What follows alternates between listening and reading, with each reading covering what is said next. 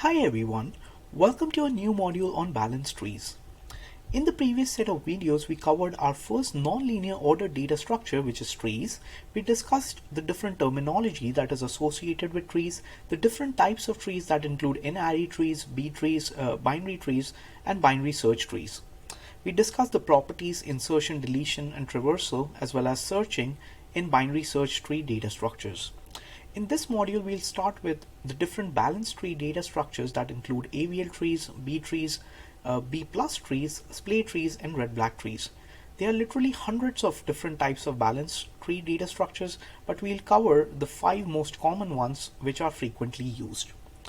So we'll start with a discussion on some of the properties related to the height of the trees, which will kind of give us a segue or will motivate us to why balanced tree structures exist in the first place. We'll cover tools called rotations, which are predominantly used to fix this problem of height imbalance.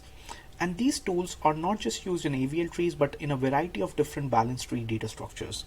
In this set of videos, we'll start with our first balanced tree data structures, which are called AVL trees, discussing its properties and insertion, deletion, and performance. And then we'll move to more advanced tree structures that include B trees, B plus trees, splay trees, and red-black trees. So in this first video, I'm going to discuss some properties related to height of trees in general, and then we'll also try to derive the relationship between the number of nodes and the height. So let's get started. So in the previous set of videos, we defined the height of a tree as the number of nodes in the longest path from the root node to a leaf node. So in this tree, we have like 3 leaves, which are 2, 14, and 65.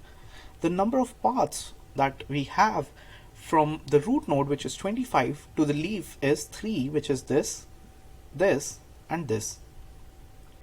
So that's why, like, if we see the number of nodes in this first path, there are 2 nodes. In the second path, we have 3 nodes, and in the third one, we have three nodes.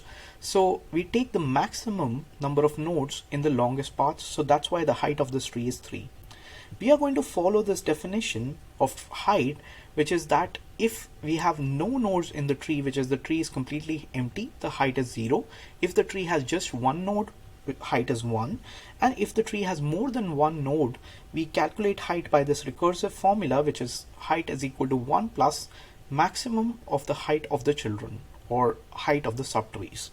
Now in different books, the different ways to represent height, like some books follow the 0 height convention, which is if we have just a single root, height is equal to 0, but we'll stick to height equal to 1 for the purpose of the course. If you have if you have any confusion, you can use your own definition of height, but you have to explicitly state that in your answer scripts. Now, by this definition of height of a tree, we are now going to define what is the height of a node. So similar to what we saw the height of the tree was, the height of a node is defined as the number of nodes in the longest path from that particular node to a leaf node. So let's say if we want to find out the height of this number or this node 65, we'll see like this 65 will be treated as the root node, and we use the same definition, which is the height of 65 will actually be equal to 1 because it doesn't have any children. Now for 14 it will be 1, for 51 it will be 2 because we have 2 paths and both of them have two nodes in that path, and then for 25 it will be 3 as we saw in the previous one. For this 2 it will actually be 1. There's a typo here. So if we have the number 2, there's a node called 2 with which doesn't have any children, the height of 2 will be 1. So let's try to determine what is the relationship between height and the number of nodes. So I'm going to ask 2 questions, and once we clarify these questions, you'll automatically understand what is the relationship between height and nodes. So the first question I'm going to ask is, what is the minimum number of nodes in a tree with height h? So the number of nodes, let's call it n. So what is the relationship between n and h? That's what you need to tell me. So pause the video for a second and think about this, like how it's going to work. So if you have already thought about this, so let's say if you have a height of tree that has height equal to 4, then the number of nodes that are a bare minimum, we'll have at least one node at per level. So if we have height equal to 4, our tree might look something like this, or it might look something like this, which is we need to have at least one node per level. Otherwise we cannot have a height equal to like whatever number we have. So let's define this more formally, which is if the height is equal to h, we need at least one node at every level, and therefore the minimum number of nodes that are required will be actually equal to h itself. Our tree in this particular case will look more skewed or splintly, which is it will be looking more like a linked list data structure. So let's go to the second question we have, which is what are the maximum number of nodes in a tree with height h. So here again, like the number of nodes, I'm going to define that as n. So what is again the relationship between n and h? So again, pause the video for a second and think about it.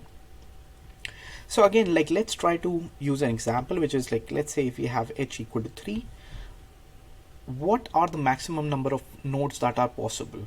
The simple answer to this one is like if it's a binary tree, we'll have each level that's completely filled, which is we'll have a perfect tree which will look something like this, which is if h equal to 1, we'll have just the root node. If h equal to 2, we can have 2 children.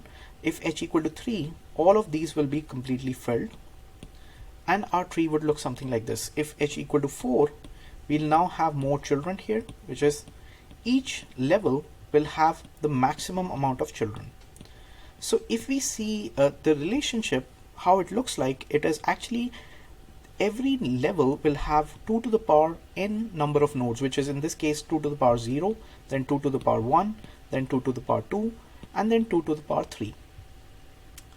Now you saw that like when h equal to 4, we had 2 to the power 3 nodes. So let's try to deduce a generalized formula, which is when we had h equal to 1, we had just one node. So technically this 0 is acting as h minus 1, or if you see 1, that's acting as h minus 1. Like if we try to just generalize this or abstract this, which is in general, the number of nodes in a tree with height h will be given by the formula that you have like 2 to the power 0 plus 2 to the power 1 plus 2 to the power 2 up to 2 to the power h minus 1, like based on the formula we just derived.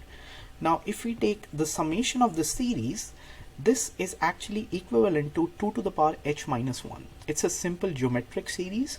So the maximum number of nodes is given by 2 to the power h minus 1, where h is the height of the tree.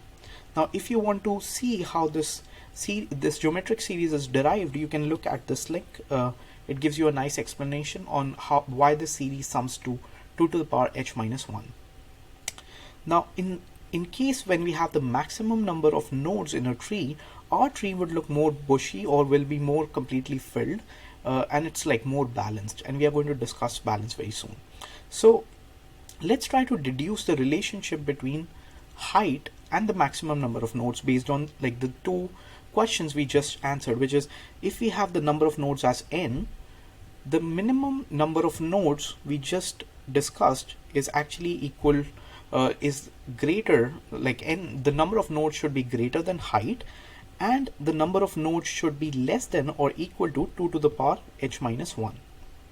Okay, so h minus 1, it's not h minus 1 is not an exponent, it's 2 to the power h minus 1. Okay, so based on this, the number of nodes that we just derived is between h and 2 to the power h minus 1. So let's try to rewrite this formula in the form of taking height as the central element rather than the number of nodes. So if we do that, we know that the minimum number of nodes are going to be actually less than or equal to n h, and the maximum number of nodes are given by 2 to the power h minus 1. So if we just use like the second half of this inequality or equation, what we can deduce is I just moved this minus 1 variable to the other side, which is n plus 1 is less than equal to 2 to the power h, and now we take the log of both sides, because whenever we take the log of both sides, it's technically for a binary search tree data structure, since we have like we are dividing it by 2, so we take the log base 2, and now what we do is we just use this property that if we have log base 2 to the power, like if we have something like this which is log base 2 to the power h, we can rewrite this as h log 2 2, and this actually sums to just 1 based on the property of logarithms. So technically h will always be less than h will actually be always greater than log n plus 1. Like we cannot have a tree where the number of nodes are n to have the value which is less than log base 2 n plus 1. So the height of the tree based on this derivation is between log 2 n plus 1 and n. Like that's the gist of the formula. So technically our height would sometimes be dependent on log base 2n, which is a good number, which is a smaller number, but in the worst case the height of the tree might actually be equal to the number of nodes, which is our tree might be extremely spindly, or it might look like a linked list. So the height can vary from anywhere between log 2 n plus 1 and n. So the key takeaway from this is trees with n nodes can have a height that is proportional to n or proportional to log n.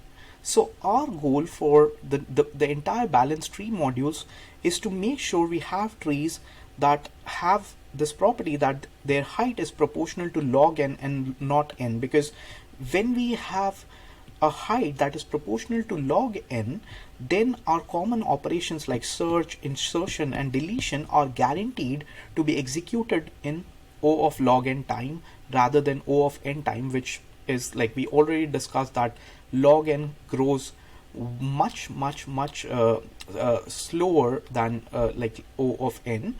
So that's why like we want to have a better performance. So for good performance we want a tree that is as perfect as possible or as bushy as possible, or we want the height to be proportional to log n.